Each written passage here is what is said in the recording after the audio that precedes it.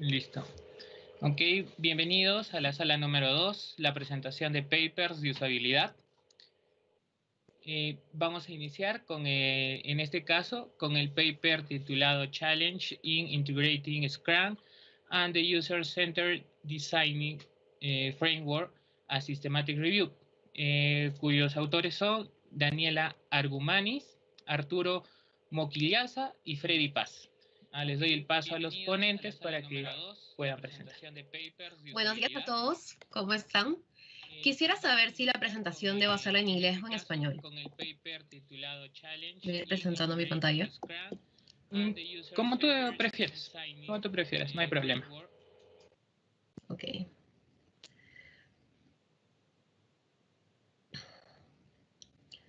Ok, bueno, el artículo ha sido en inglés, así que realizaré la presentación en inglés. ¿Me confirman si pueden ver mi pantalla?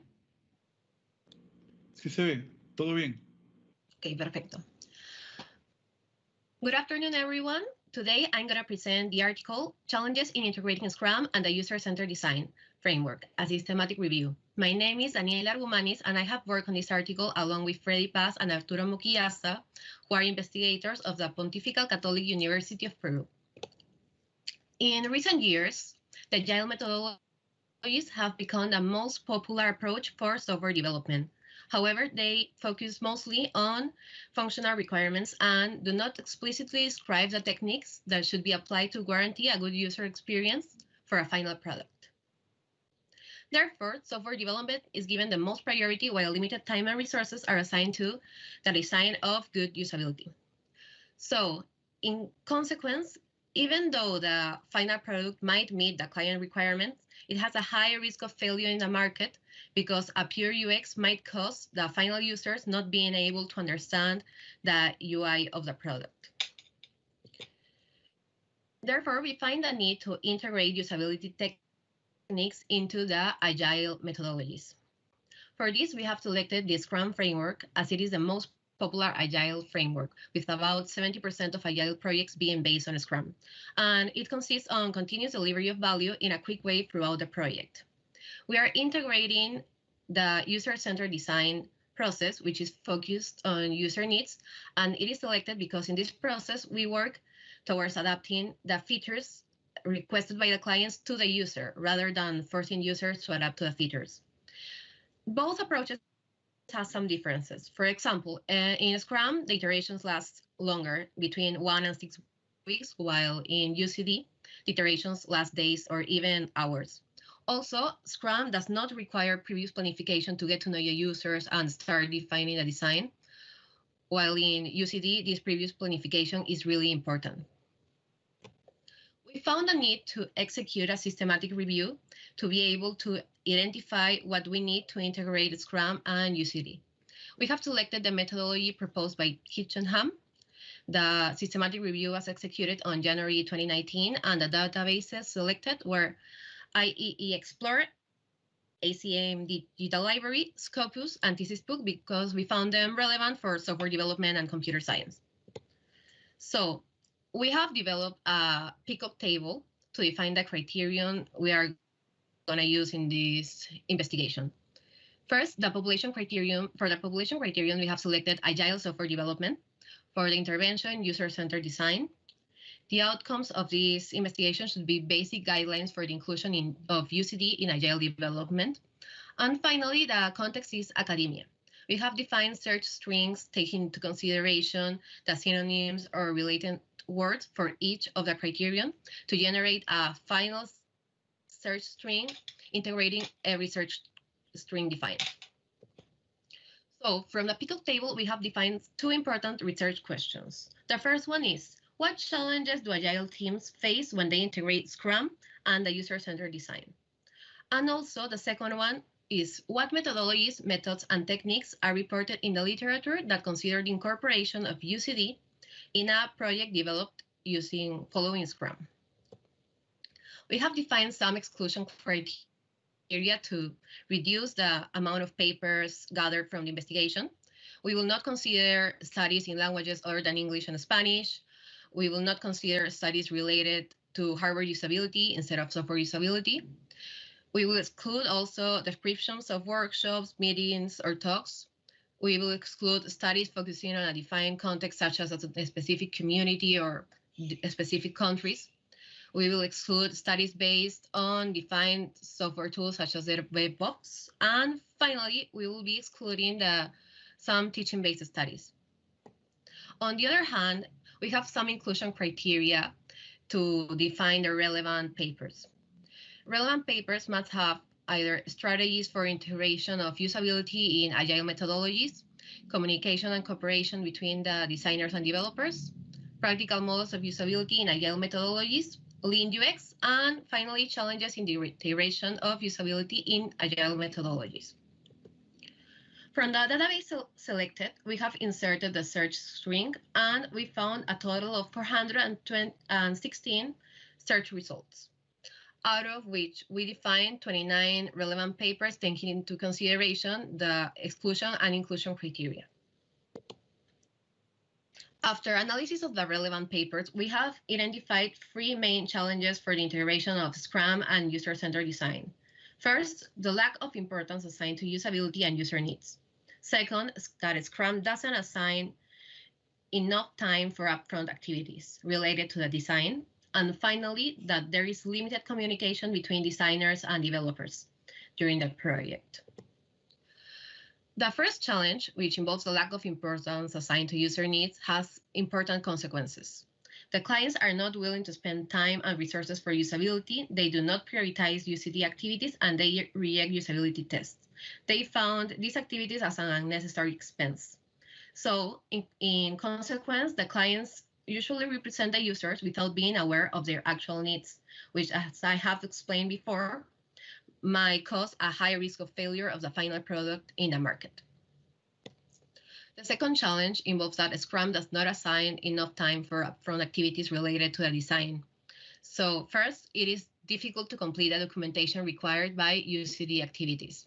And also, given that it is difficult to modularize design activities and estimate them and distribute them along the sprint, if we do not have this time for upfront planification, the final product after all the sprints might have an incoherent UI structure. And last, the limited communication between designers and developers has many causes and consequences. The causes are that designers and developers have different ways of working, which makes it harder to communicate. Also, the developers often refuse to participate in design activities. And finally, and most important, there is a lack of UCD specialists in the industry. So given that they have a high demand, they are distributed in different projects at the same time, and they even leave projects before they release so they can be available for another project. In consequence, it is difficult for the designers to be aware of technical restrictions from the beginning of a project because the developers do not participate in the design process. So in later stages of a project, when we find that there needs to be changes because of the Scrum framework or because the technical restrictions were not considered in the design, the designer might have already left the team. So the developers themselves might need to make the changes, and this could severely affect the usability of the final product. Also, we have found methodologies that will help us overcome the challenges I have just explained. There are 2 approaches to work in parallel with the developers and the designers. First, design in parallel to sprints, where the design and the development iterate separately but simultaneously. And while the designers work on a sprint I, the designers work on sprint I+1. It's like the designers are designing the following sprint while the developers are working on the previous sprint. In design within sprints, the designers and developers are in one team and they work together from day one. The designing parallel to sprints has advantages such as a better planning process of each iteration, as we need to plan design and development separately. But there is a limitation in the communication because the project is divided into teams. On the other hand, design within sprints has a more difficult planning process. It requires a good cooperation between the team members. But as we have only one functional team, there is better communication and team equity. We have found in the literature other methodologies that are really relevant, such as Lean UX, which focuses on minimizing risk of weighted resources by the release of fast prototypes, MVPs, to be tested by users. And also design thinking, which is focused on user-centered innovation to generate, test, and refine ideas with the purpose of solving client problems. We have also identified techniques that could help us overcome the challenges I explained before. For example, low fidelity prototypes consist on discount usability. They can be even paper prototypes, which provide fast feedback and could overcome the first challenge of lack of importance to UX, because as this is not a great expense, it will be easier to include them in the software development process. Second, the creation of personas will help us understand the user needs, where we create hypothetical individuals to include in user stories. Third, and a sprint zero might help us have that time for upfront planification of the design, because it helps us understand user needs and start with the design process. And finally, pair designing can resolve some issues in the communication between designers and developers. In this technique, a designer and a developer work together on the same computer. So the designer works on the design and the developer lets him know whether there are some technical limitations in the design. We have also found some techniques that will be important as well to consider for the integration of UCD and Scrum, such as heuristic evaluation, which was founded in many articles, contextual inquiry, card sorting, scenarios. There are some techniques that weren't found that much, such as UI spikes, designing panoramas, audio recording with comments. In conclusion, the literature shows that there is a huge interest and need to incorporate usability into agile methodologies for the development of successful and useful software products. For future works, it will be important to evaluate and adapt the methodologies and techniques reported to a new Scrum UCD framework. And finally, evaluate this framework in real development projects and improve it constantly. This should be evaluated in different types of development projects, such as long projects with many sprints, short projects, redesign projects, or totally new projects. Thank you. Ok, sí, Daniela, tenemos unas preguntas acá que nos especifican si es que podrías ampliar un poco más en la parte donde mencionas los sprints que se manejan en el Scrum. ¿Qué tanto puede decrecer o crecer la forma en que los manejes los sprints? Lo que nos consultan.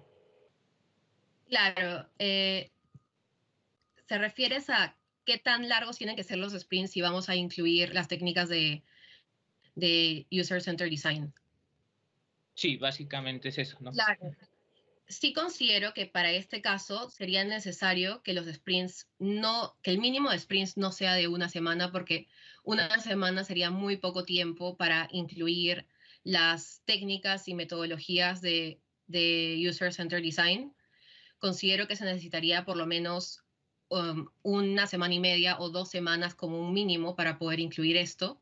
De todos modos, sería muy importante, como he mencionado en los futuros trabajos, evaluar esto. Tal vez sea después de una evaluación nos podemos dar cuenta de que con 2 semanas basta, con una semana y media basta, pero sí considero que solo una semana es muy poco tiempo para poder terminar un sprint con todas estas nuevas técnicas y metodologías. Claro. Y una última pregunta, nos comentan acá, estas metodologías que se van a implementar al Scrum, estas tecnologías que se implementan, ¿qué tanto alarga el proceso de desarrollo del proyecto, o si en tal agiliza un poco más? Porque como tú mencionas, los sprints se manejan de una manera distinta. Claro, los sprints serían un poco más largos, pero a la larga sí se agilizaría porque se mejoraría la comunicación entre los desarrolladores y los diseñadores, y eso haría que el reproceso sea mucho menor. Por ejemplo, en el caso en el que los diseñadores, como he mencionado antes, se van en las últimas etapas y hay cambios porque el diseño no satisface las limitaciones técnicas, se tiene que hacer reproceso del diseño y se utilizarán las técnicas y metodologías propuestas adaptadas al Scrum Framework. Ok, muchas gracias, Daniela. Muchas gracias. Agradecemos tu ponencia. Muchas gracias a ustedes.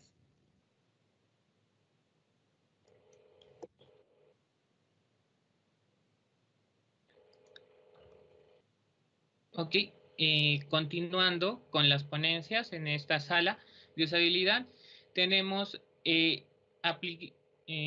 Applying a USD Approachment to Redesigning Functionally on ATM, a case study in the context of the university and business collaboration.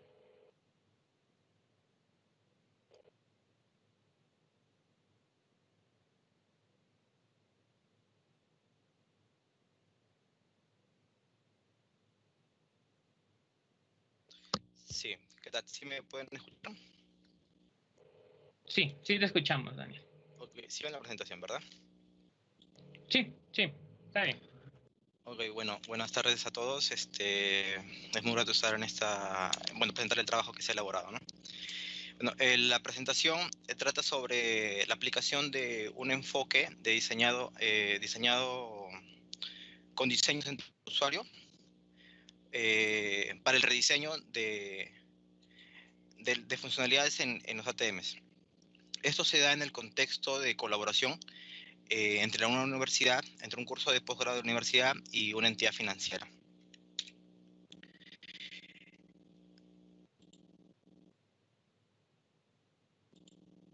Bueno, el contenido de la presentación se está dividida en introducción, donde comentaré un poco cómo es la relación entre la universidad y la entidad financiera. Luego el caso de estudio, donde se comentan las necesidades, el requerimiento y las razones cómo nació así la necesidad de rediseño, ¿no? Luego la metodología, donde explicaré un poco sobre los pasos que se utilizaron y cómo se fue aplicando esto durante todo, a lo largo del curso. Luego los prototipos, les mostraré uno de los prototipos que se elaboraron y las metáforas que fueron diseñadas. Y para finalizar, algunas conclusiones y trabajos futuros. Bueno, la Pontificia Universidad Católica del Perú ofrece ya desde hace varios años dentro del curso de posgrado, dentro del programa de posgrado, el curso de HCI. El curso va o trata de aplicar un enfoque de aprendizaje bajo práctica, ya que los conceptos que se nos han dado en clases son aplicados en un caso de estudio real. Para este caso de estudio se tuvo la colaboración de una entidad financiera que es la del BBVA Perú. Bueno, comentaré brevemente lo que es algo sobre los ATMs. Bueno, los ATMs, creo que todos en algún momento hemos tenido alguna interacción con estos. Los ATMs aún siguen siendo uno de los canales principales de atención al cliente. Y la principal operación que sigue siendo la de ATM sigue siendo la del retiro de efectivo. Creo que todos aún asociamos un ATM con el retiro de efectivo, ¿no? Bueno, pero esto en los últimos años ha ido cambiando. Gracias a que los ATMs han sido dotados de pantallas táctiles, ha habido una tendencia en la cual se trata de dotar de más operaciones a los ATMs. En esas operaciones nuevas que se les está implementando en los cajeros, encontramos los pagos de servicios, pagos de instituciones, pagos de deudas, pago de tarjetas de créditos, también consultas de cuentas, consultas de saldo, ventas de tarjetas y otras operaciones, ¿no? En ese sentido, se considera que es importante que se mejore la usabilidad de los ATMs, bueno, de sus interfaces en sí, y esto va a conllevar a que se tenga una mejor experiencia de usuario, ¿no? quizás, bueno, la mayoría o algunos les ha pasado alguna vez que interactuar con la ATM les da un poco de temor, ¿no? Entonces, en busca de minimizar eso, lo que se trata es de que las interfaces tengan una mayor accesibilidad, que sean más familiares al usuario. Bueno, en el caso de estudio, nos permitió aplicar un enfoque UCD a las funcionalidades del banco. Esto fue posible ya que se pudo conocer los requerimientos y algunas restricciones que fueron dadas a nosotros de parte de los especialistas del área de ATM del banco. Bueno, los prototipos que nosotros fuimos elaborando fueron validados por los usuarios y al finalizar fueron entregadas a los especialistas de ATM para una última evaluación, ¿no? El propósito principal de este caso de estudio fue el rediseño de las interfaces de varias funcionalidades que cuenta la ATM. Dentro de ellas, y la que nosotros pudimos elegir, fue la del pago de tarjeta de crédito. Bueno, las razones que se consideraron para rediseñar, según lo que nos hicieron llegar los especialistas de ATM, fue que habían detectado que esta operación contaba con muy bajo número de transacciones. También habían manifestado, bueno, los usuarios habían manifestado que la operación contaba con muchos pasos para completar el flujo. Y también habían hecho notar de que no contaba con suficientes avisos o alertas a los clientes para que se puedan evitar atascos, ¿no? Dentro de las principales consideraciones que tuvimos que tener en cuenta, que también fueron mencionadas por los especialistas del banco, del área de ATM, fue que el pago de tarjeta podía hacerse a través de depósito de billetes, un ingreso de billetes, o también con un cargo en cuenta. En este caso, nosotros nos ocupamos del pago de tarjetas con el ingreso de billetes, con el depósito de billetes. El pago puede ser hecho de dos formas. Puede hacerse a través de un usuario que cuente con una tarjeta del banco, o puede ser un usuario que no tenga la tarjeta en ese momento y solo quiera pagar el número, o solo cuente con el número de tarjeta, ¿ya? Y también nos hicieron llegar que contaban ya con una paleta de colores y iconos a considerar, ¿no? Todo eso para que se mantenga la homogeneidad de las interfaces del cajero. Bueno, dentro de la metodología, nosotros usamos un enfoque, un marco de trabajo, 4 fases. La fase de contexto, la de requerimientos, la de diseño y evaluación. Nosotros vimos necesario solo aplicar las últimas 3, la de diseño, la de requerimientos, diseño y evaluación. Dentro de los pasos que seguimos, empezamos con la de requerimientos, que corresponde a la fase de requerimiento del marco de trabajo que utilizamos. En este paso, los especialistas del banco se reunieron con nosotros, con los grupos del curso, 2 veces, en 2 ocasiones. En la primera de ellas, ellos describieron a nosotros los requerimientos y las consideraciones que eran necesarias para implementar esta mejora en las interfaces gráficas de los cajeros. En la segunda reunión, nosotros pudimos absolver dudas y compartir con ellos, indicarles algunas propuestas iniciales, ¿no? En esta segunda reunión también tuvimos un feedback, ¿no? Un primer feedback de parte de los especialistas. En el paso de las metáforas, nosotros lo que hicimos, fue analizando las metáforas con las que ya contaban las interfaces de la gente. Decidimos que la mayoría de ellas, eran adecuadas, pero habían algunas metáforas que necesitaban un diseño, o había algunas metáforas que deberían crearse, ¿no? Los criterios en los cuales nos basamos para hacer este análisis fue el de estructura, evaluar de que la posición de las metáforas sea la adecuada para que influya en un flujo más natural del cliente, la aplicabilidad, que las metáforas sean intuitivas y familiares para el usuario, la representación de las metáforas, que se consideren metáforas ya que sean solo imágenes o textos o la combinación de ellas, ¿no? A lo largo del proceso nosotros vimos que iniciamos, los está haciendo las dos, ¿no? Las que sean unas metáforas representadas por imagen y por texto, pero al finalizar solamente optamos por aquellas que eran difíciles de interpretar, que mantengan esas dos las representaciones de imagen y texto. También el criterio fue de adaptabilidad del dominio, que las metáforas sean definidas y que representen la acción que deberían ser, ¿no? Y la extensibilidad de que las metáforas que elaboremos y que hayan estado elaboradas se mantengan a lo largo del tiempo, ¿no? Ya es que si deciden implementar nuevas características o nuevas funciones a esta operación, estas metáforas ya elaboradas no se vean afectadas. Dentro del análisis de requerimientos, nosotros aplicamos dos técnicas, la de perfiles de usuario y la de historias de experiencia de usuario. Bueno, en la experiencia del usuario nosotros elaboramos cuál sería el flujo desde que un usuario intenta hacer un pago de tarjeta, ¿no? Con todas las problemáticas que podrían aparecer.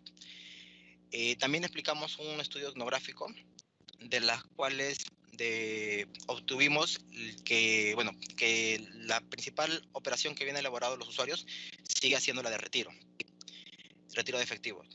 También que, bueno, alrededor del 80% de los usuarios que contaban con una tarjeta de crédito, de los cuales el 40% de ellos habían pagado su tarjeta a través de un cajero. Bueno, la mayoría de ellos preferirían usar un canal digital, ¿no? Una banca por internet o la banca móvil. Bueno, del porcentaje que había hecho el pago de tarjeta a través del cajero, el 16% nos comentó que había necesitado de ayuda para poder completar la operación. Y bueno, también tuvimos algunas sugerencias de cómo, bueno, la sugerencia más notada fue la de que se cuente con un flujo más simple y que se escoja por reducir los pasos de ventanas. Bueno, en los prototipos elaboramos unos prototipos inicialmente para que estos luego sean evaluados en la evaluación heurística, ¿no? En la evaluación heurística utilizamos los 10 principios propuestos por Nielsen y dentro de los resultados obtuvimos que el principal problema, el 45% de ellos que fueron reportados, fue el de error de prevención. Nos pasó que al inicio de los prototipos iniciales se había considerado un nivel de seguridad en cuanto a la representación del número de tarjeta, pero en pantallas siguientes se había obviado esto, ¿no? Entonces, eso fue luego mejorado, corregido. Luego de que se ordenaron los problemas, según la severidad, la criticidad y la frecuencia, se encontró que el más recurrente era el que estaba relacionado al principio de Nielsen de consistencia y estándar, ¿no? Y el que había sido menos reportado fue el principio de relación entre el sistema y el mundo real. Durante la evaluación de usuario, como dato, el promedio de edad de los usuarios fue de 25 años. Para eso se elaboraron 3 tareas. La primera tarea fue la de que se realice el pago de tarjeta del cliente y que se envíe el cambio, el vuelto, a la misma tarjeta. La tarea 2 fue la de hacer el pago de tarjeta, pero que en este caso se envíe el vuelto a un número de celular, ¿no? Esto fue reutilizando algunas funcionalidades nuevas que tenía el banco.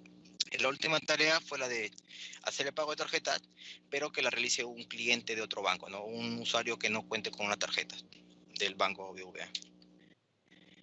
Bueno, durante las evaluaciones, los comentarios que pudimos obtener fueron comentarios positivos, de que sí se había podido realizar la operación, se había notado un flujo un tanto familiar, y en aquellos usuarios que les había tomado un poco más completar el flujo o la operación, era porque no habían estado muy familiarizados con el ATM, ¿no?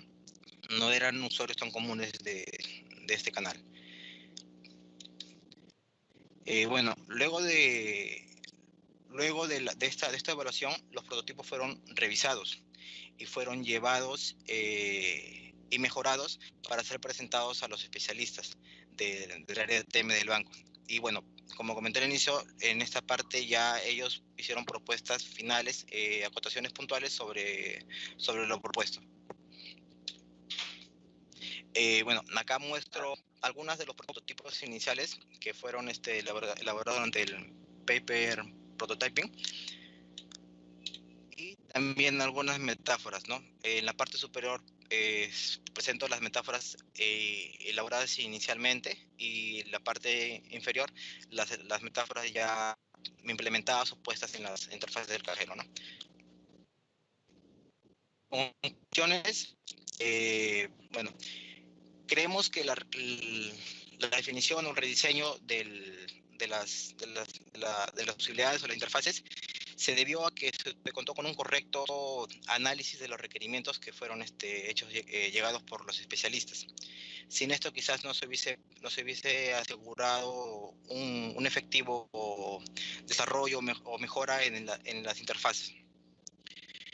Bueno, como resultado también de toda esta experiencia, consideramos que estos enfoques de diseño centrado en el usuario son efectivos, aportan gran valor tanto para las compañías como para los usuarios finales, que son los que realmente emplean, utilizan siempre estos canales.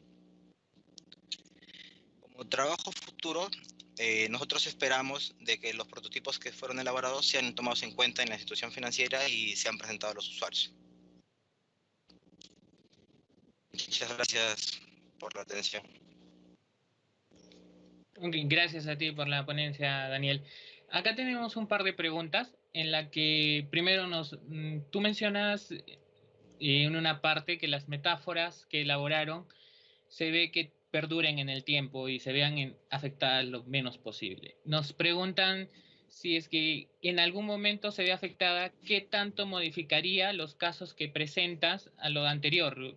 ¿Tendrían la necesidad de un nuevo proyecto o es una modificación sencilla? Bueno, tendría que hacerse una evaluación para ver cuál sería el nivel del impacto de ese cambio, pero con toda esta evaluación se trata de que estas metáforas representen siempre la acción, el evento para el cual fueron diseñadas, ¿no? Y una pregunta más que nos indican, ¿cómo puede este proyecto, este caso de estudio que nos has presentado, qué tanto batalló con lo que no sé si fue diseñado antes de la pandemia, batalló con lo que las personas no tenían confianza, en alguna parte lo mencionaste, que no tenían confianza en usar este ATM? Sí, bueno, esto fue elaborado el año pasado, y bueno, sí, se notó que, bueno, es natural, no muchas personas están familiarizadas con los ATMs, entonces es por eso que aplicando estos enfoques, se busca de que las interfaces resulten familiares, no sean intuitivas para el cliente, y que se trate de eliminar este temor que muchas veces que tienen los usuarios, ¿no?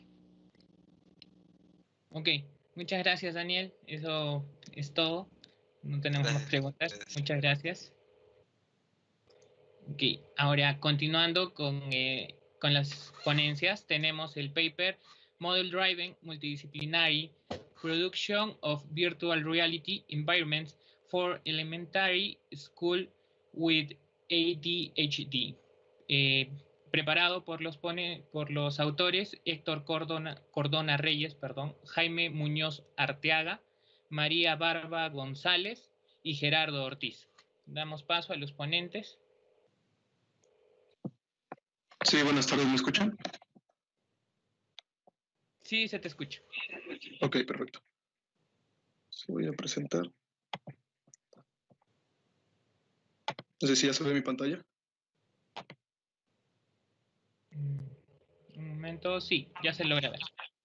Ok, perfecto. Buenas tardes a todos. Mi nombre es Gerardo Ortiz Aguinaga, estudiante de la maestría de Ingeniería de Software en CIMAT, Zacatecas, México. Yo les voy a presentar el tema del paper, que es producción multidisciplinaria basada en modelos de entornos de realidad virtual para educación básica con ADHD. En español es TDAH, que es trastorno de déficit de atención e hiperactividad. Primero vamos a seguir una agenda, que es una pequeña introducción acerca del trabajos relacionados, la problemática, el diseño del modelo, algún caso de estudio y conclusiones y algunas referencias. Primero tenemos lo que es la introducción.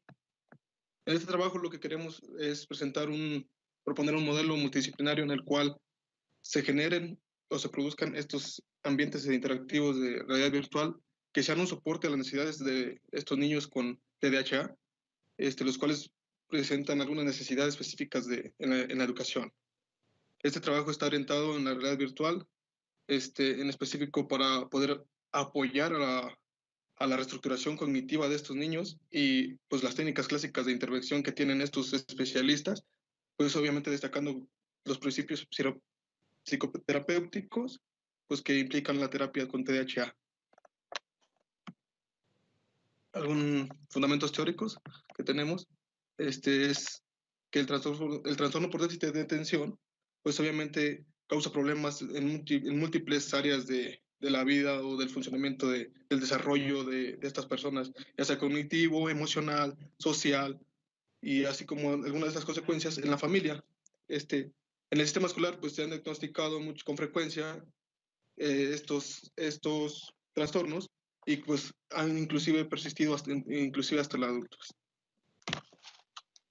Después encontramos entre la literatura algunos trabajos relacionados en los cuales implican una aplicación directamente a esta área que es el tratamiento a TDAH, pero buscando en la literatura buscamos los desarrollos o los modelos multidisciplinarios en los cuales se impliquen padres, especialistas, tecnólogos, los mismos profesores, y buscando para qué es lo que cumplen directamente. Algunos con algunos dispositivos wearables que ya serían para detectar algunas ondas como electrocardiogramas, electroencefalogramas, aplicados directamente a juegos serios o algún diseño de algunos patrones, inclusive.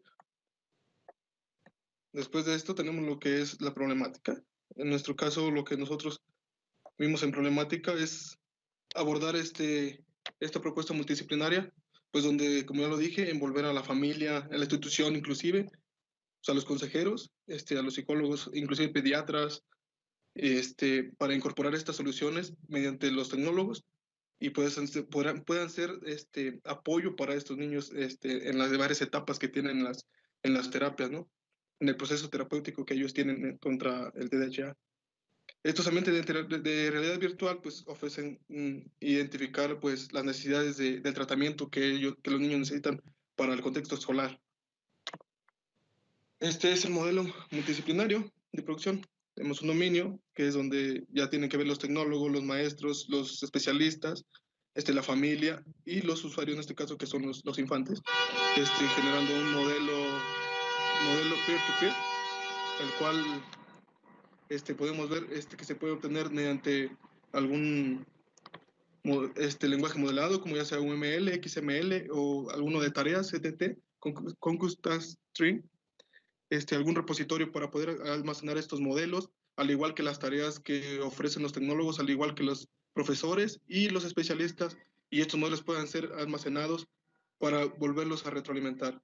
En específico, volver a algún programa de modelado, ya sea como en este caso Eclipse, que los transforme a un lenguaje en específico, ya sea JavaScript, Java, y que esto pues sea una generación de código, ya sea en Extend o igual en un Eclipse, para la implementación y una retroalimentación, ya sea en Java, en Unity, en JavaScript, y que sea aplicado por estos especialistas en los pacientes con TDAH, obviamente teniendo una evaluación del usuario y una retroalimentación para volver a alimentar estos modelos y volver a crear mejores productos o mejores aplicaciones para estos niños.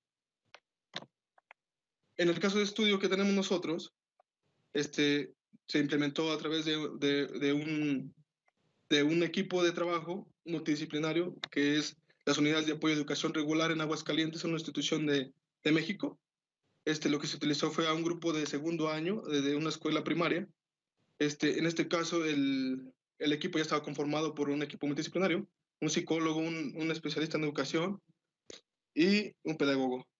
Pues ya a continuación voy a describir un poquito las fases del modelo pues, que se propuso para la producción de este ambiente interactivo. En este caso se denominó Puzzle City para las escuelas primarias.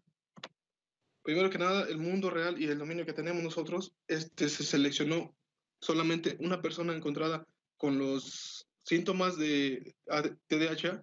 En este caso la llamaremos Jane, para no ver su nombre real. Hasta el momento, pues Jane no había obtenido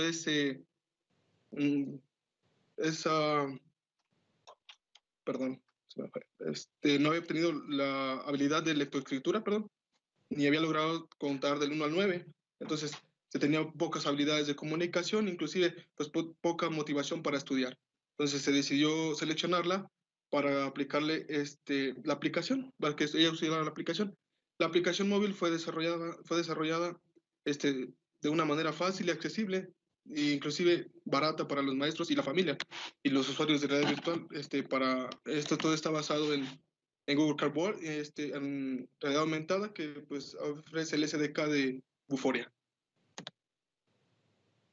El modelado, pues se han encontrado este diagrama de UML fue el diagrama completo del sistema, de la estructura de la realidad virtual que se ofrece en esta aplicación de Puzzle City, ofreciéndole al tecnólogo, pudiendo retroalimentar algunos otros, mediante el modelo, retroalimentar algunas otras clases, algunos otros partes del diagrama para hacerlo entendible a otro tecnólogo y pueda ser retroalimentado nuevamente y hacer una nueva aplicación.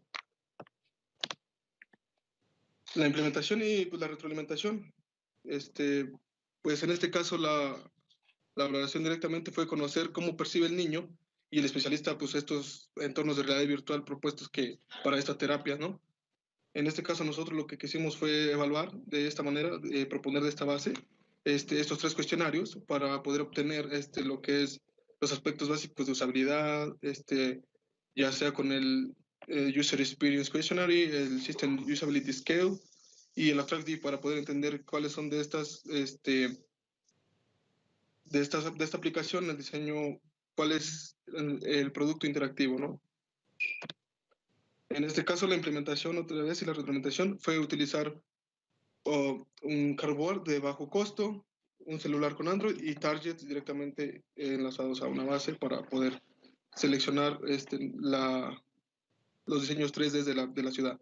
En este caso, se seleccionó a Jane para usar el Puzzle City, igual con todos los elementos que se necesitan para poder correrlo. Después de esto se ve aquí como claramente esto es lo que ve ella en el momento para poder centrar la atención directamente de la niña, de Jane, y pueda utilizar el Puzzle City.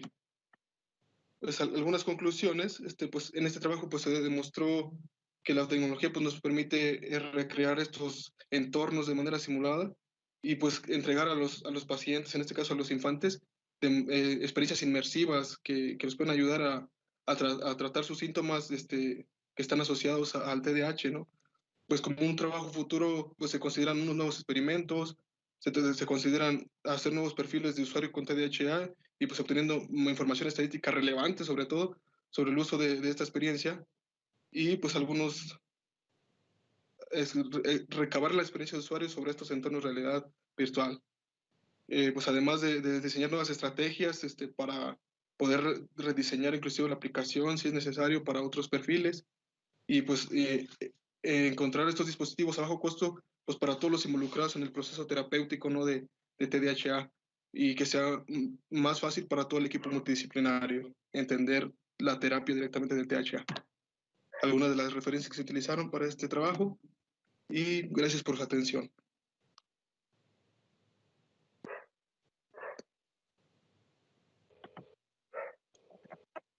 Ok, muchas gracias a ti por la ponencia, Gerardo. Tenemos unas cuantas consultas acá sobre el tema. La primera, pues, justo creo que la acabas de mencionar, nos dicen qué otras condiciones puede abordar o solucionar el aplicativo. Exactamente, en trabajos futuros lo que se trata de identificar serían nuevos perfiles, ya sea inclusive para personas con... se me fue el nombre.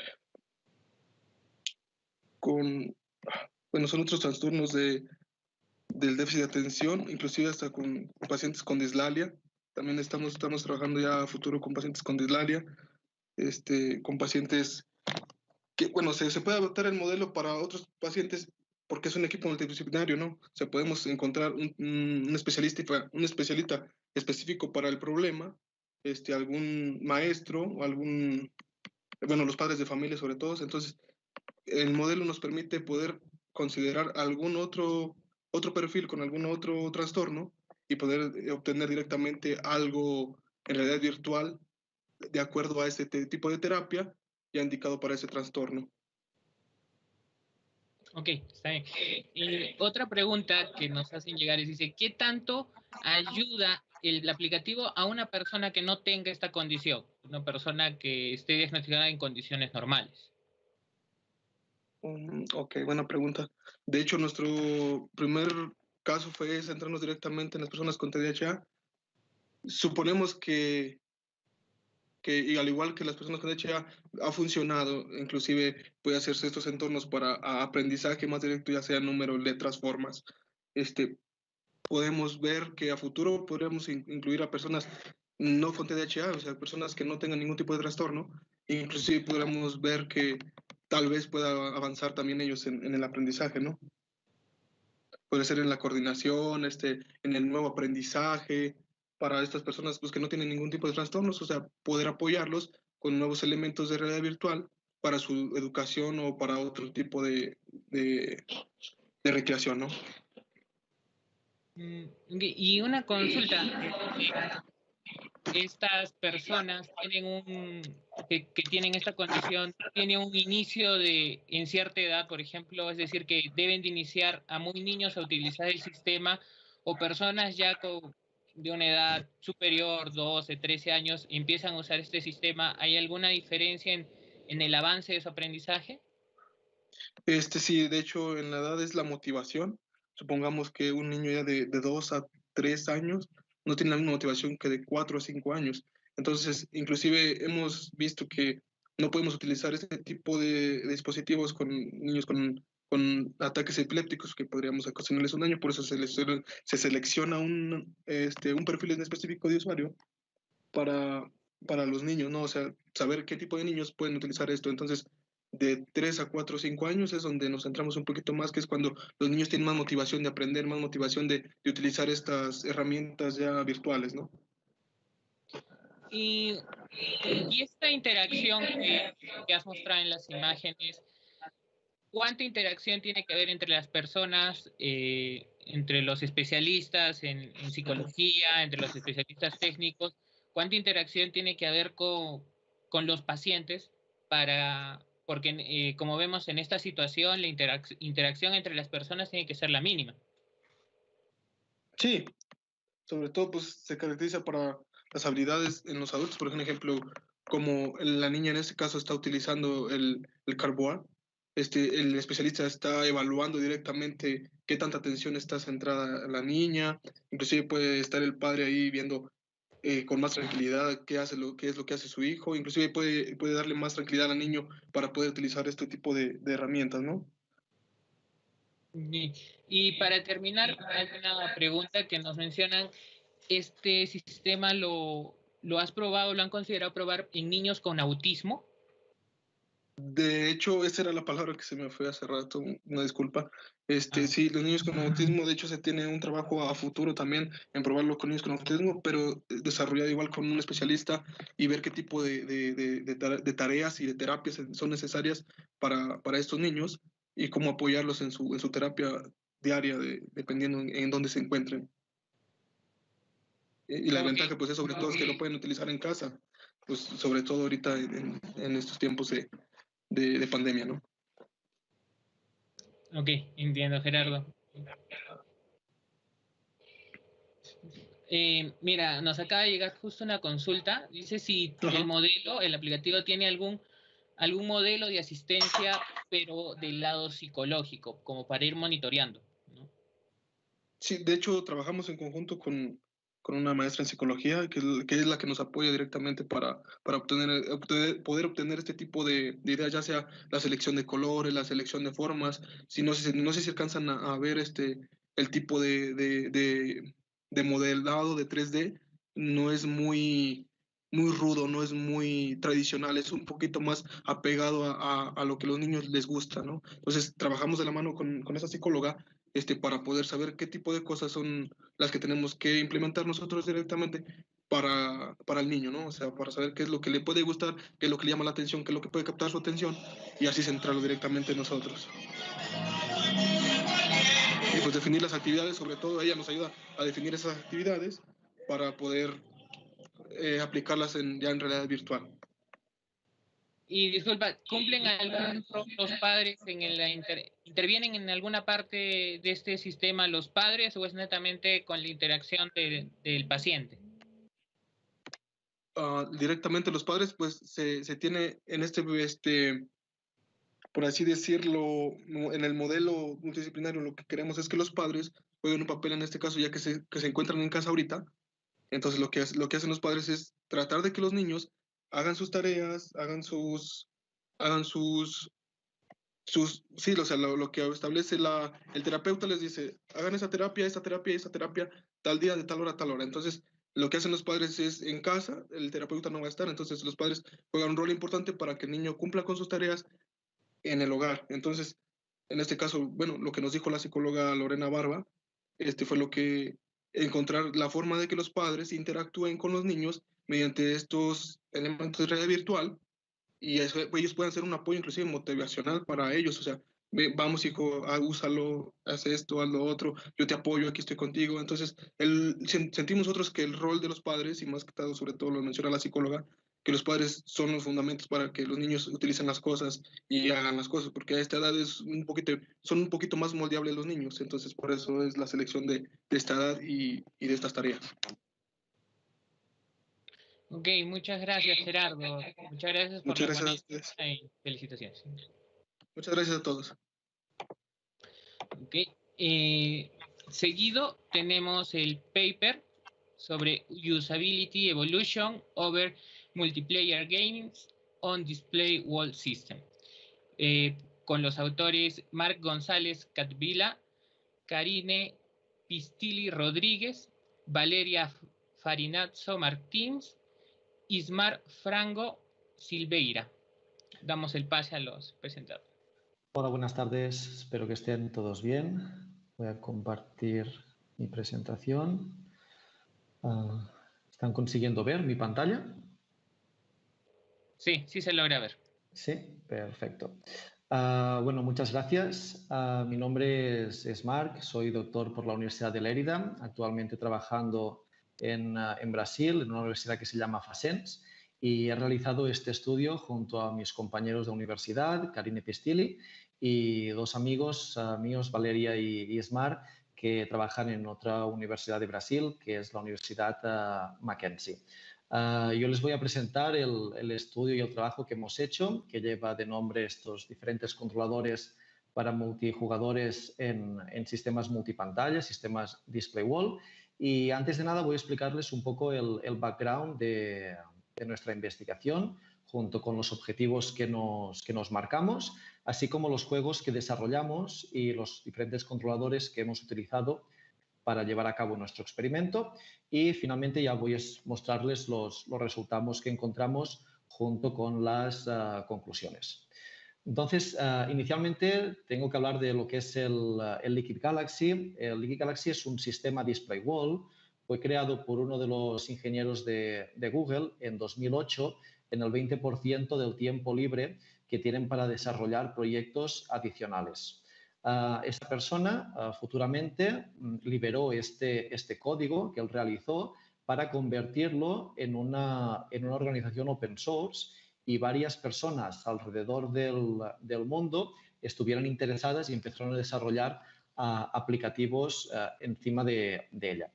Inicialmente este sistema, Liquid Galaxy, fue pensado para ser utilizado con mapas, ya sea a través de Google Earth, Google Maps o Street View. Pero con el paso de los años se fueron pensando e ideando nuevos aplicativos, nuevos proyectos y también nuevos métodos de interacción.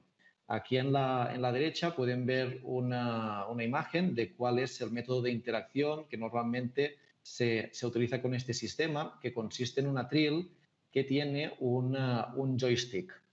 Entonces, este joystick permite realizar varios movimientos, como son el de ir para adelante, atrás, derecha, izquierda y en cualquier dirección tipo diagonal. En verde tendríamos las operaciones de inclinar adelante, inclinar hacia atrás. En azul, las operaciones de push y de pull, de apretar y atraer. Y finalmente, en amarillo tendríamos las operaciones de rotación. El problema que tenemos es que este sistema, el Leaky Galaxy, estaba pensado para ser utilizado de una persona contra el sistema. Entonces, nunca fue ideado para que varias personas, varios usuarios, interaccionaran con él. Si ustedes piensan, por ejemplo, aplicativos como Google Earth o Google Maps no son pensados para que varios usuarios consigan interaccionar al mismo tiempo con el sistema. Entonces, nuestro objetivo de esta investigación es la de analizar nuevos métodos de interacción que utilicen esta plataforma del Leaky Galaxy. Para ello, lo que pensamos era que podía ser muy interesante intentar desarrollar varios juegos que fueran multijugadores para ser trabajados con ese tipo de entornos inmersivos. Para ello lo que hicimos fue desarrollar dos juegos bien básicos, la verdad, que eran el Pong y el Snake.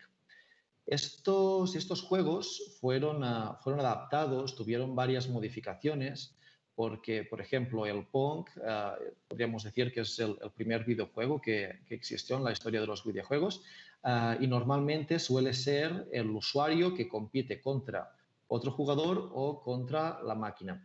Entonces, adicionamos esta característica de que consiguieran jugar hasta cuatro jugadores y se puso esta leyenda de colores para que los usuarios que compartían la derecha o el equipo de la izquierda tuvieran una distinción por los colores.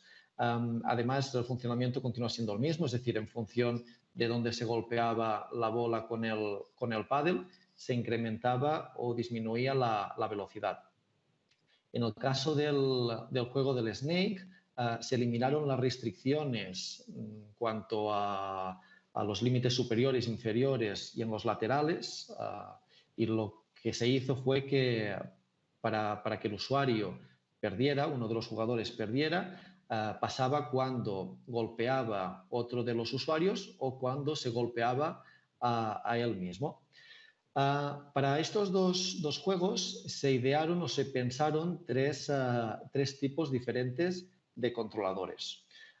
Inicialmente se pensó en el teclado. Como limitamos a solo 4 jugadores, decidimos incorporarlo. Más jugadores pensamos que era un problema de espacio. Entonces lo que hicimos fue distribuir las teclas lo más esparcidas posibles para que los 4 usuarios pudieran jugar sin problemas. Después, otro de los controladores que creamos fue utilizando el acelerómetro que tienen los móviles. Para eso utilizamos la biblioteca JavaScript, la API de referencia de los sensores, y funcionaba de la siguiente manera. Este controlador era solo para el Pong, para el juego del Pong, y en función de cómo orientabas el teléfono, conseguías mover más rápido o más lento el pádel.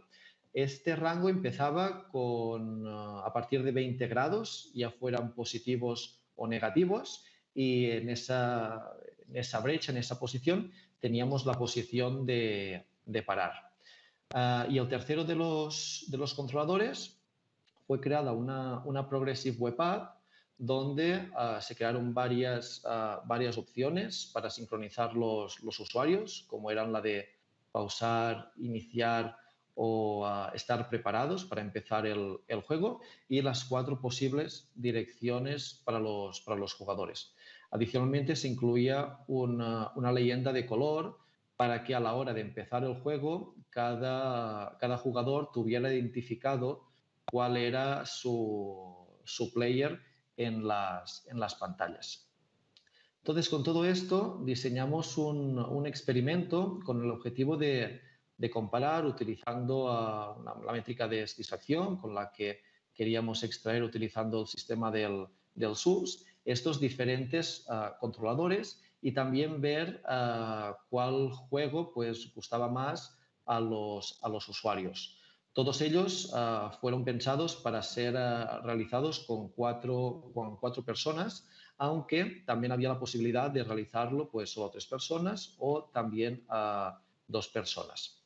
Inicialmente se creó un formulario pretest para coleccionar varias informaciones de los usuarios y de ahí intentar filtrar después cuando tuviéramos los resultados del SUS, como es la edad, el género, la experiencia de juego, es decir, si los usuarios eran personas con conocimientos de videojuegos, lo que preguntamos para ellos era si nunca jugaban, si jugaban una vez por mes, una vez a la semana o jugaban cada día.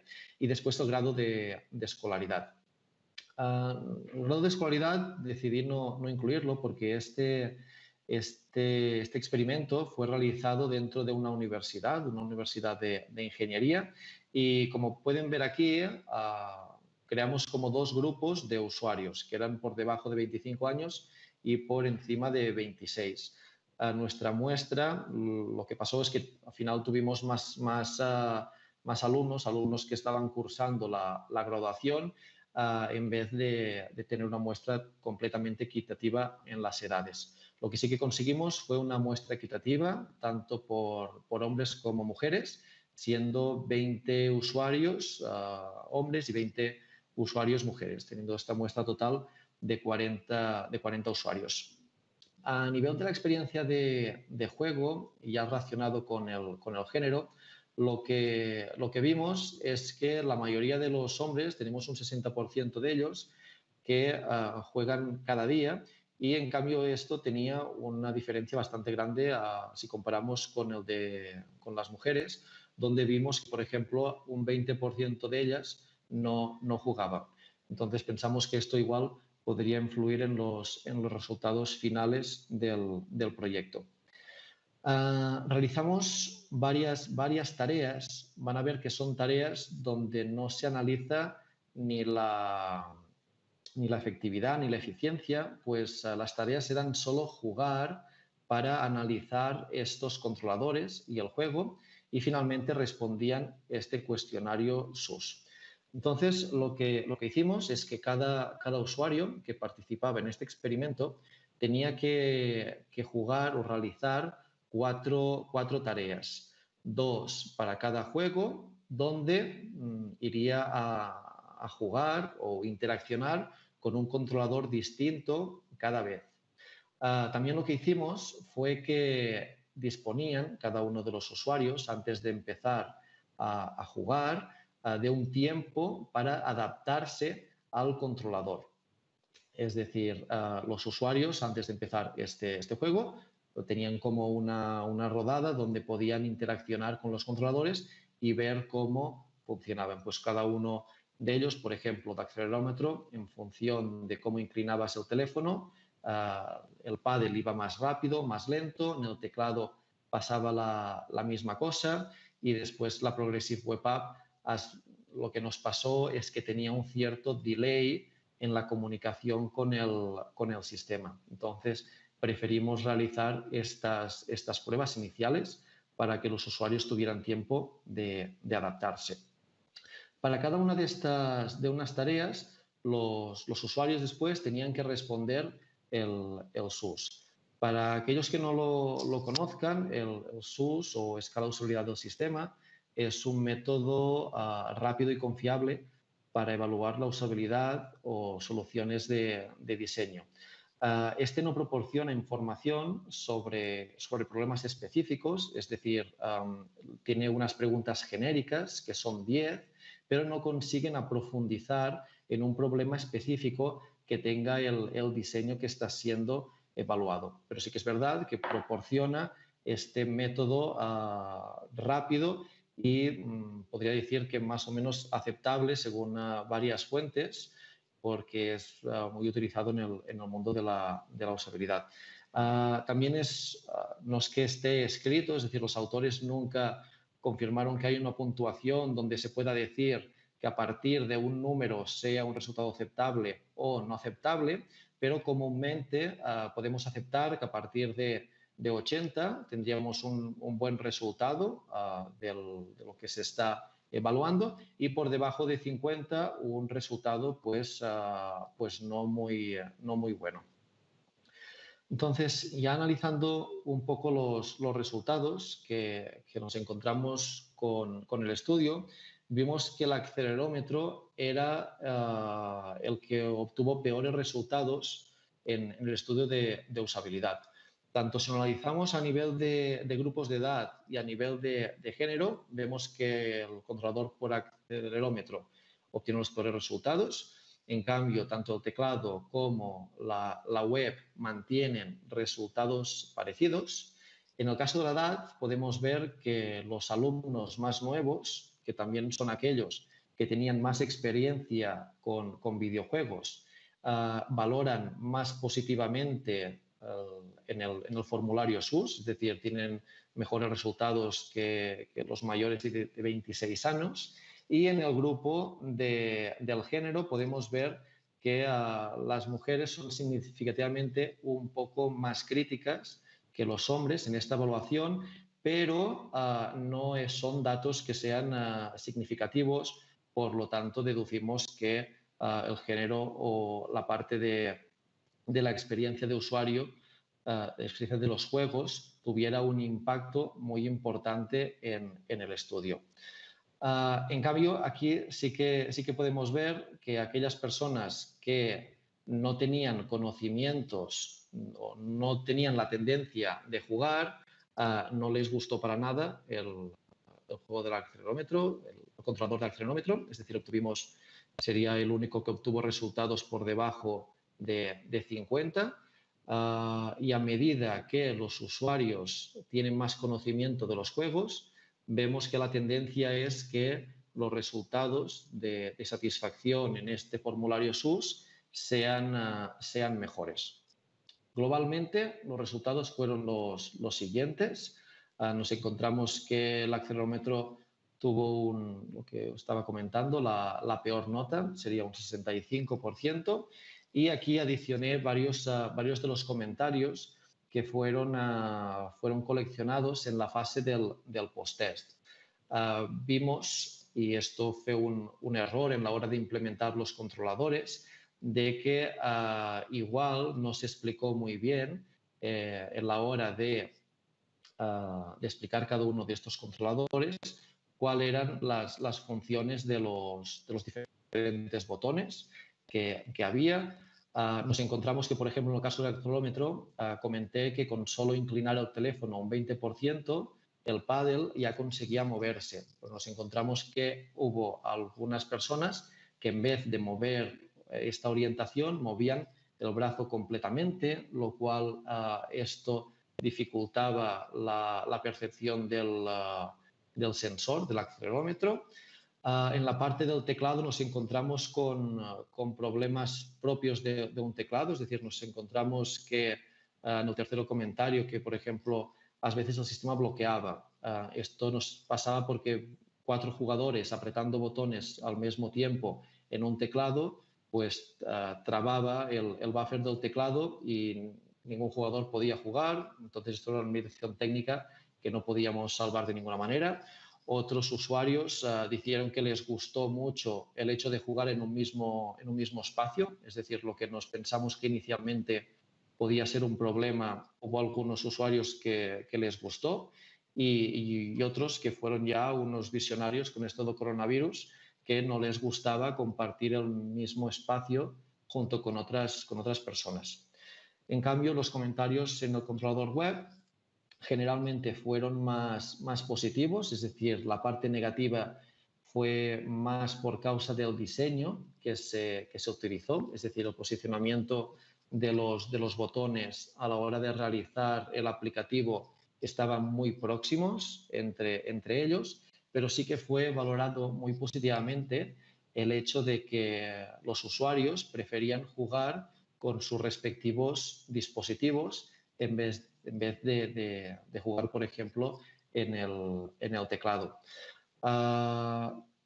También lo que se hizo es pasar un pequeño formulario post-test después de completar las 4 tareas para conocer los niveles de satisfacción en 2 diferentes áreas, que era cuán confortable se habían sentido utilizando el controlador y también si creían que el controlador había dificultado su performance, su desarrollo durante el juego.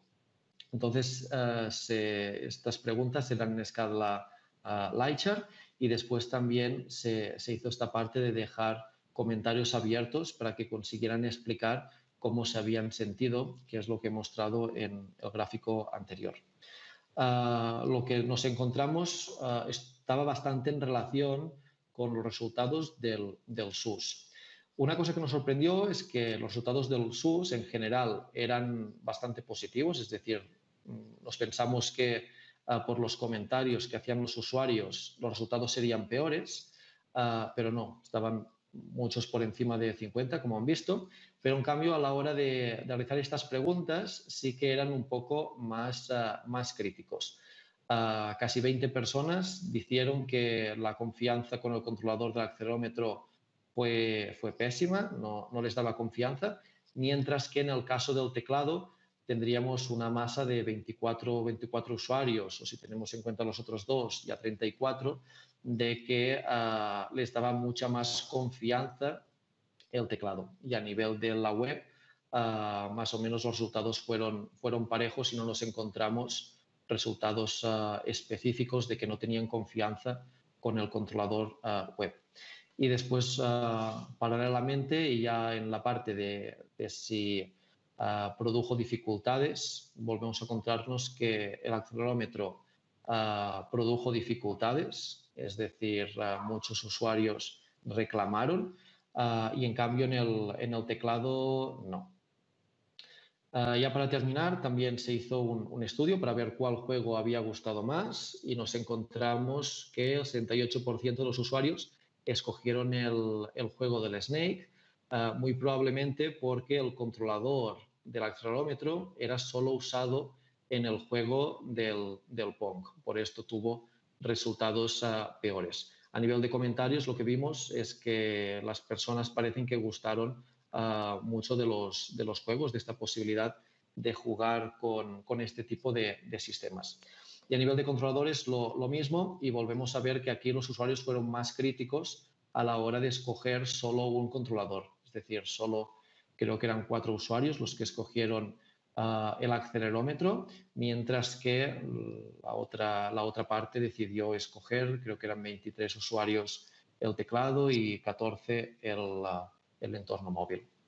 Entonces, a partir de las conclusiones que nos habíamos marcado, lo que vimos es que realmente es interesante y ahora con este desafío que nos ha lanzado el COVID tenemos que procurar nuevos métodos de interacción con estos sistemas y que los juegos pueden ser una puerta abierta a este tipo de interacciones.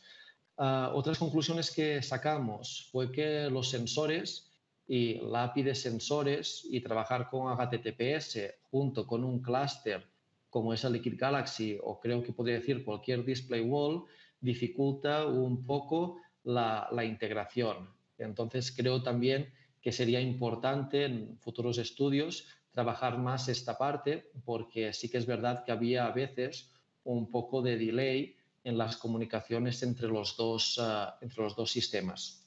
También lo que vi es que el hecho de haber desarrollado una Progressive Web App es muy importante porque evita el hecho de tener que crear aplicaciones en lenguajes nativos o lenguajes tipo Flutter y después someter esta aplicación en las diferentes stores. Y es muy bueno porque cualquier usuario no tiene que descargar ningún contenido muy pesado en su terminal para poder interaccionar con estos sistemas. también lo que comentaba, vimos que la gente gustó mucho de los juegos. Yo ya llevo bastantes años trabajando con esta organización del Liquid Galaxy y vi que cuando la gente está jugando o está interaccionando con los juegos hay una parte cooperativa y competitiva que es muy interesante, muy guay de ver.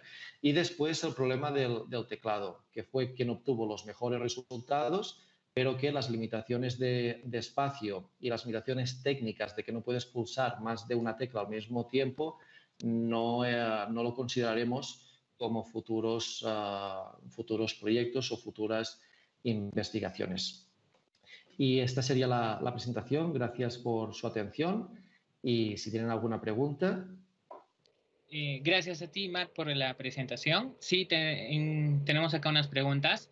Nos dice si se tomó en cuenta usar un mando de alguna consola, de PlayStation o alguna otra, o no se realizó un tipo de pruebas con esos mandos. Se han realizado pruebas ya hace un tiempo con el Wii Motion, que era aquel controlador de la consola de Nintendo, la Wii. En este estudio no realizamos ningún estudio con estos controladores por causa del coste que suponía adquirir uno de ellos. El laboratorio en el que trabajamos tiene menos de un año de creación, entonces no disponíamos de recursos para tener otro tipo de dispositivos. También una de las ideas, estábamos muy enfocados en la parte de los teléfonos o dispositivos móviles, porque a final de cuentas cada persona, o normalmente, igual no cada persona, pero todos nosotros pues disponemos de un celular y esto creímos que iría a facilitar la introducción para interaccionar con este tipo de sistemas. En cambio, si trabajábamos con un controlador ya de una consola o de una empresa que tiene un costo elevado, iría a dificultar esta inserción de nuevos usuarios para interaccionar con la plataforma. Okay, mira, otra pregunta, bueno, son dos, pero creo que la podríamos juntar. Dice que si hay proyectos para algunos videojuegos en estilo aventura o modo misión, pues mira, la otra sería que complementaría si esta plataforma se puede utilizar para lo que es ahora la educación virtual, la educación a distancia. Mira, respondiendo a la primera pregunta, como ya te dije, estos dos juegos fueron los primeros que se implementaron específicamente para esta plataforma, pero sí que es verdad que se desarrolló un tercer juego que nos ha presentado en este estudio, que consistía en el juego del Rex, que si ustedes tienen el Google Chrome, cuando no hay internet aparece aquel dinosaurio que puede ir saltando varios obstáculos. Entonces desarrollamos ese juego y también lo limitamos a 4 personas, pero lo que vimos es que comparándolo con estos dos juegos, los resultados es verdad que fueron muy mejores, también porque aprendimos de los errores de este estudio inicial. Y ahora nuestra idea es intentar convertir ese juego para un multijugador masivo, es decir, que no tenga una limitación de usuarios, porque creemos que puede ser interesante este tipo de interacciones. Cuanto a la segunda pregunta, tenemos el problema de que este tipo de estructura, y yo creo que cualquier tipo de display wall, tienen unos costos asociados bastante elevados. Sí que es verdad que solo es necesario una pantalla y un computador para empezar y puedes ampliarlo en función de cuántos ordenadores o cuántas pantallas tengas. Lo bueno es que el software es gratuito, es decir, hablamos de una organización open source que constantemente y cada año trabaja con esta plataforma. Si ustedes tienen alumnos, ya les invito a que busquen esta organización porque ella participa de las bolsas de verano de Google, que son unas bolsas de estudios muy interesantes para alumnos universitarios de hasta $6.000. Y la organización Liquid Galaxy, junto con otras organizaciones, participa cada año intentando desarrollar nuevos proyectos. Entonces, estamos abiertos siempre a nuevas propuestas, nuevos proyectos y nos encantaría tener alumnos de diferentes países del mundo. Y de nuevo, finalizando esa segunda pregunta, yo lo veo complicado por causa de los costos iniciales que podría tener desplegar ese sistema, donde, por ejemplo, el mínimo serían 5 ordenadores y 5 pantallas para que sea un entorno bastante grande. Ok, Marc, muchísimas gracias por la presentación. Perfecto, gracias a usted. Ok, hasta luego. Ahora vamos a continuar con el paper Relaxing and Familiar Guidelines to Develop Interactive Applications for Demand Patrons. Los autores son Diana Millares, Andrés Cerrato, Juan Castro, Natalia Ceballos, Edwin Gamboa y María Trujillo. Buenas tardes, ¿me están escuchando? Sí, claro. ¿Ya se puede ver la presentación? Sí, también se dice.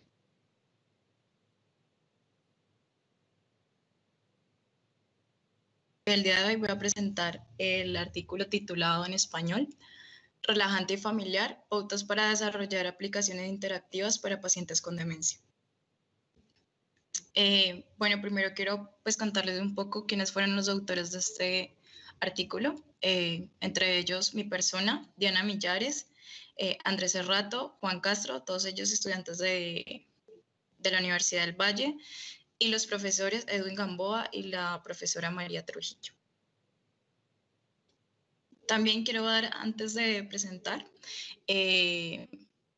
mis especiales agradecimientos a los psiquiatras Dr. Juan Carlos Rivas y la doctora Lina María Zapata del Hospital Departamental Psiquiátrico Universitario del Valle, quienes nos estuvieron acompañando a lo largo de este proceso de realización de esta investigación. Bueno, el contenido que vamos a abordar el día de hoy en esta presentación es primero una introducción en donde les voy a contar un poco sobre la demencia y sobre los episodios catastróficos, una sintomatología asociada. Luego, el prototipo, que será nuestro objeto de estudio, los métodos utilizados durante el estudio, los hallazgos, una discusión y las conclusiones y el trabajo futuro de este artículo. Bueno, primero quiero contarles qué es la demencia. La demencia no es una enfermedad específica, sino un término general que describe una amplia gama de síntomas asociados. La demencia afecta a la memoria, el lenguaje, el juicio y el comportamiento. Podemos dividir la demencia como en 3 etapas. Primero una etapa temprana, una etapa media y una etapa tardía. Se pueden encontrar diferentes síntomas como el olvido, perder la noción del tiempo y perderse inclusive en lugares familiares. A través de las diferentes etapas de la demencia, esta sintomatología relacionada va empeorando. Los pacientes con demencia pueden experimentar episodios donde gritan, se agitan y hacen falsas acusaciones. Estos episodios son denominados como episodios catastróficos. Estos episodios pueden ser generados por cambios en la conducta, medicación, necesidades insatisfechas o aspectos de la alteración cognitiva.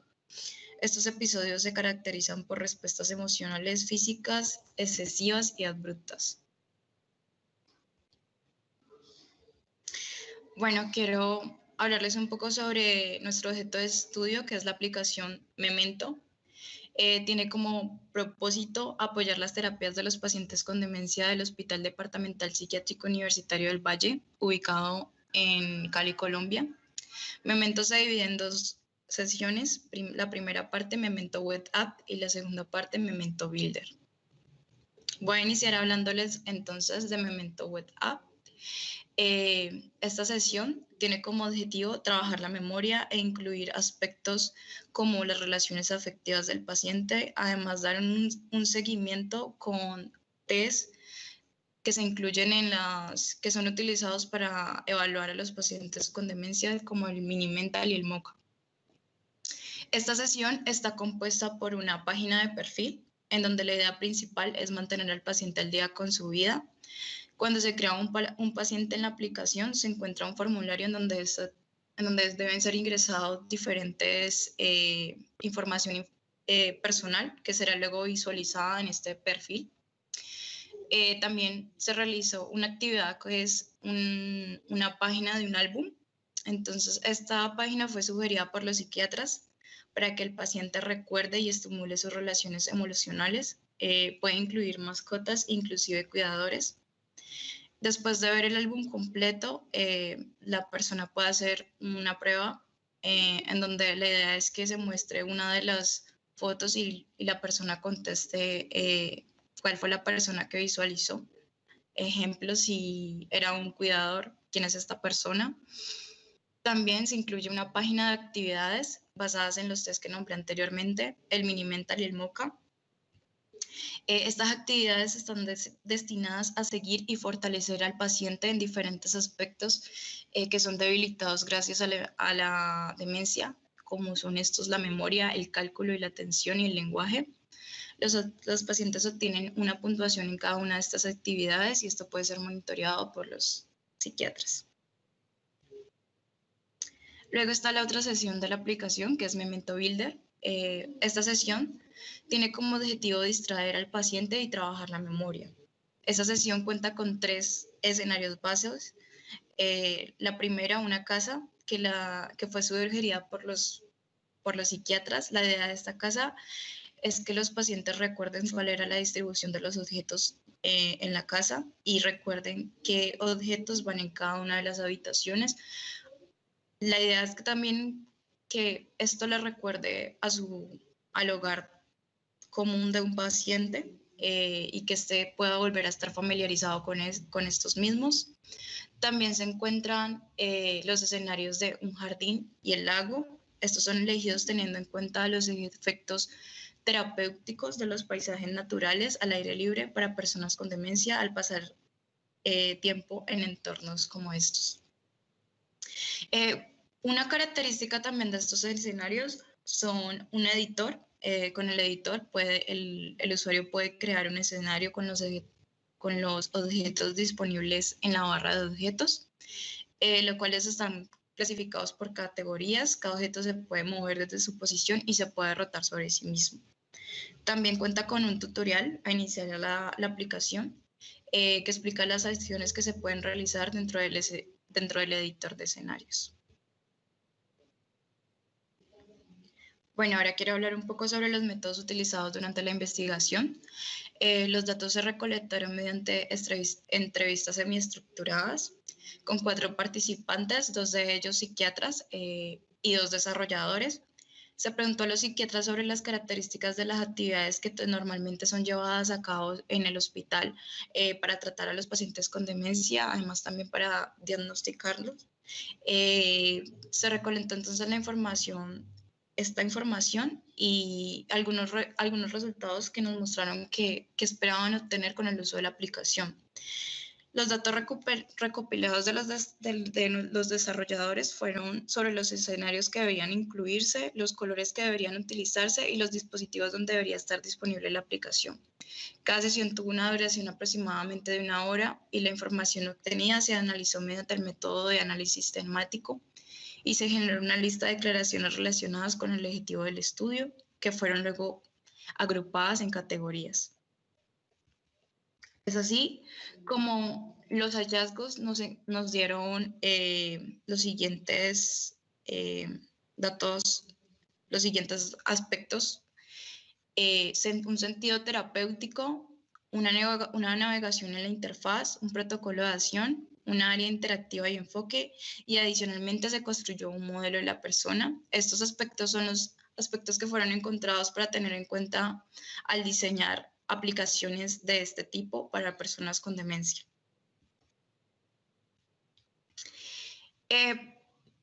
Para enfocarnos un poco sobre la parte de la terapéutica, con el fin de ayudar en este sentido, se sugiere incluir música tranquila o sonidos de naturaleza que permitan un estado de relajación, incluir aspectos como la familia, las relaciones afectivas, dado que esto es un factor importante, ya que los miembros de la familia entienden la situación mejor cuando están involucrados en ella, lo cual lleva a una mejor comprensión de la enfermedad. También ayuda a la estimulación de las relaciones emocionales que se va perdiendo con la demencia.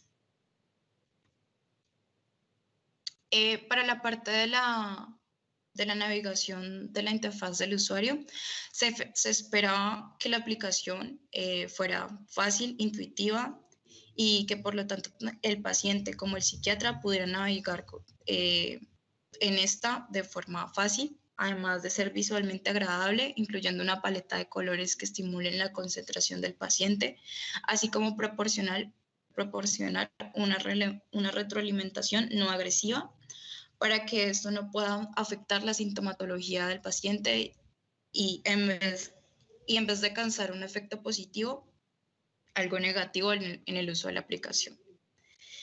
Es importante que en el área interactiva o en el área del juego en la que el paciente está inmerso, se proporcione un espacio para la relajación, el uso de paisajes naturales y ambientes exteriores, por ejemplo, el océano, las playas, las granjas, el océano, los lagos y entornos familiares son para los pacientes con demencia. En cuanto al encontrado en el protocolo de acción, es importante incluir aspectos relacionados con el paciente en específico, es decir, la aplicación debería permitir la recuperación de información asociada a aspectos cotidianos de su vida, por ejemplo, miembros de la familia con quien vive, familias, amigos, cuidadores, ya que con estos convive diariamente, y permitir recolectar información de cada sesión, como el tiempo de uso y de edición. La aplicación debe centrarse en la prueba Mini-Mental y MoCA, que permite tener un primer acercamiento al nivel de la demencia del paciente. Con esta podemos más o menos encontrar cuál es el estado en que se encuentra el paciente, si está en una demencia temprana, tardía o media. En cuanto al enfoque, los participantes mencionaron que la aplicación puede ayudar en diferentes tipos de demencia, controlando los episodios catastróficos que presentan estos pacientes y en particular a los que se encuentran en las primeras etapas de la demencia. También estimular la memoria, lo cual es útil para la demencia.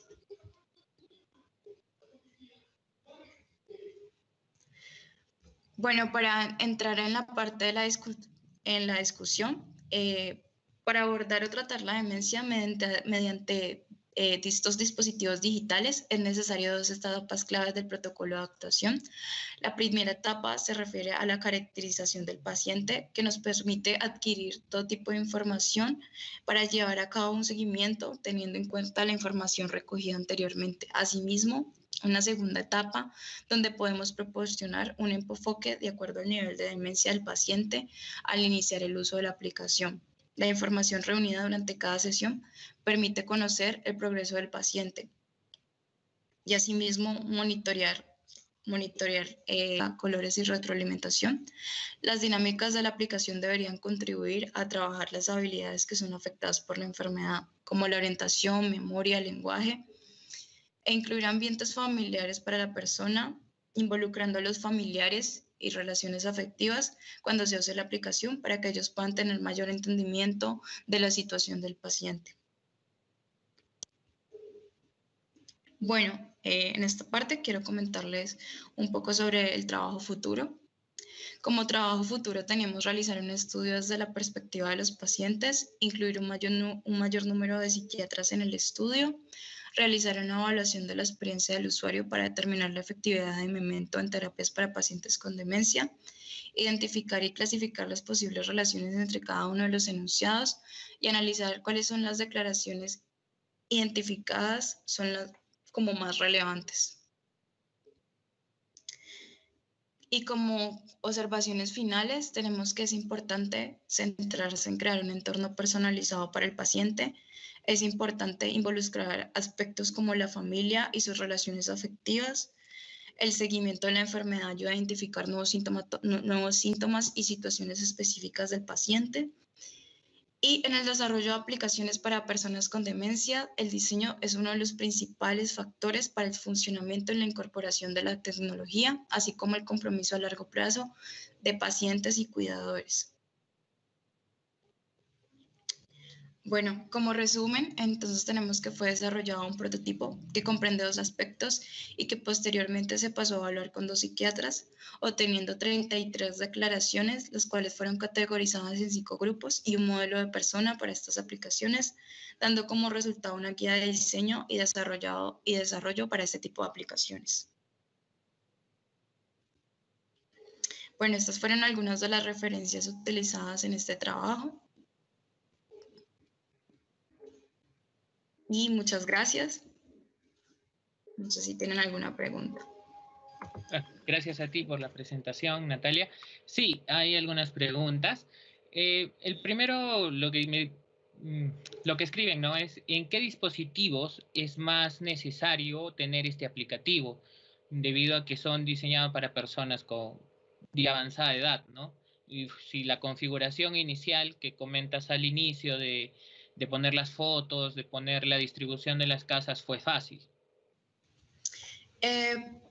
Bueno, como les comenté, tenemos 2 partes de la aplicación, 2 sesiones. Está Memento Web App y la idea de cómo se desarrolló Memento Web App, pues era que es responsive, entonces se puede adaptar a cualquier pantalla. Y con Memento Builder, al inicio se pensaba hacer en realidad virtual, pero la realidad virtual puede someter a mucho estrés a las personas con demencias. Entonces, para bajar esto, mejor fue desarrollado también en un prototipo web. Entonces, la idea es que se adapte a cualquier tipo de pantalla y entonces los pacientes pueden utilizarlos así sea que estén en sus casas, en cualquier dispositivo electrónico, pues que soporte un browser. Ok. ¿Hay un número mínimo de horas que tiene que utilizar este aplicativo o es en un momento de distracción de la persona? Con esta sintomatología asociada, que son los episodios catastróficos, que fue como el centro de atacar con las aplicaciones, los doctores comentaban que principalmente había como unas horas establecidas en las que los pacientes ya tenían estos episodios. Por ejemplo, generalmente siempre eran como a las 10 de la mañana y siempre era repetidamente que tenían esos episodios a esa hora. Entonces, la idea es que sea utilizada en esas horas como que ya se tienen como estudiadas, que más que todo son en donde suelen frecuentar pues estos episodios y así pues evitarlos debido a la distracción que tienen utilizando estas aplicaciones. Y comentaste al inicio también que esta aplicación es usada para la rehabilitación. ¿Es también utilizada para lo que es prevención? O la verdad que no conocemos mucho de lo que es la demencia, pero ¿se puede prevenir esto con el aplicativo? Pues la aplicación no se centra en prevenir, sin embargo las actividades que están incluidas, trabajar la memoria, trabajar la orientación, o sea, todo tipo de trabajos de la parte del cerebro hacen que prevenga ser potencialmente puedas tener demencia. Entonces yo diría que sí, una persona podría utilizar la aplicación para prevenir la demencia debido pues que se tratan como esas funcionalidades principales que se pierden y conllevan a tener demencia. Okay. Y mira, hay un comentario que dice sobre el Alzheimer. No sé si es un derivado de una demencia, pero dice, ¿se ha probado en personas que tengan Alzheimer? ¿Tiene alguna funcionalidad para para esta condición? Sí, el Alzheimer es un tipo de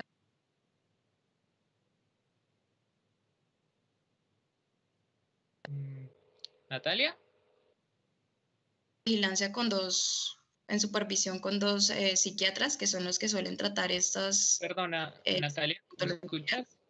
Sí, ¿me escuchas? Sí, ¿podrías repetir porque se cortó la respuesta? Sí. Qué pena. Bueno, decía que el Alzheimer es un tipo de demencia. La aplicación fue supervisada por 2 psiquiatras y estos son quienes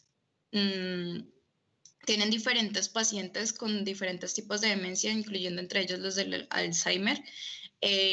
Pues lo que recomendaban los psiquiatras es que sí, una persona que tenga un Alzheimer, pero que no esté en una etapa tan tardía, pueda utilizar la aplicación con ayuda de sus cuidadores.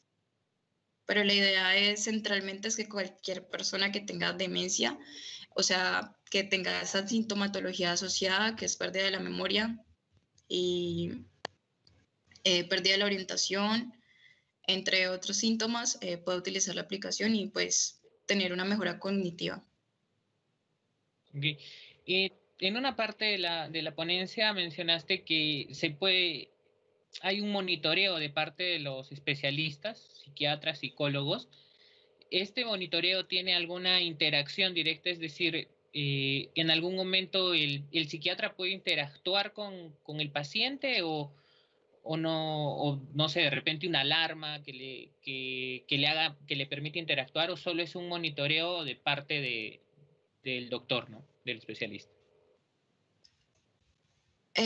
No sé si se refiere mientras la persona usa la aplicación o cuando la persona ya lo ha usado para examinar, por ejemplo, el desempeño. Imagino que es que no lo especifica, imagino debe ser cuando la persona está usándola, ¿no? Porque es donde hay un mayor monitoreo. Pues la idea es que la aplicación siempre sea utilizada con la supervisión de un cuidador, un terapeuta o un psiquiatra. Esto pues porque es una ayuda, pues es una ayuda muy grande para las personas con demencia, y si tienen algún problema, pues cualquier persona puede ayudarles a utilizar la aplicación. Pero no en sí, no hay una alarma, sino que pues siempre debe estar en supervisión de un cuidador. Ok. Hay una consulta particular que tengo. En el inicio mostraste unas imágenes de la distribución de una casa. Esto, entiendo, puede ser personalizado para cada casa. ¿Cómo es el recojo de esa información de la caja? ¿Lo tiene que hacer, como tú mencionas, el cuidador, la persona que esté a cargo del paciente, o puede ser manejado por el mismo paciente? La idea de esto es trabajar la memoria. Entonces, digamos, el cuidador, el psiquiatra, la persona que esté supervisando, hace como un escenario base en donde, por ejemplo, ubica los objetos y luego como que se le dice a la persona que se los acomode, a la persona que sufre de demencia que los vuelve y los acomoda, y esto es para tratar pues de reforzar este sentido de como qué objeto va en cada una de las habitaciones. Ah, ya, ok, te entiendo. Y la última, que es para terminar ya, si bien nos mencionas que el uso de esta aplicación es monitoreada por algún cuidador, por algún especialista, no sé si hay algún feedback de parte del paciente con las personas, claro, que están iniciando recién, si les fue muy complicado el uso, la distribución o algo. No, como trabajo futuro, tenemos que examinar esa parte, que es ver cómo le va a los pacientes con demencia utilizando la aplicación bajo la supervisión. Pero se tomaron diferentes como test en donde evaluamos con personas de una edad de más de 70, 80 años, y pudieron completar todas las tareas un poco más lento de lo esperado, pero de todas maneras pueden realizar las actividades. Ok, muchísimas gracias, Natalia, gracias por la presentación. A ustedes. Ok, a todos los participantes se les invita a partir de las 3:30 en la sala 1 a la ponencia de la interacción humano-computador en Latinoamérica, perspectivas y tendencias. En esta sala, agradecer a los ponentes por la disposición, por la presentación de sus proyectos, y sin más, se les espera a las 3:30. Muchas gracias a todos. Hasta luego.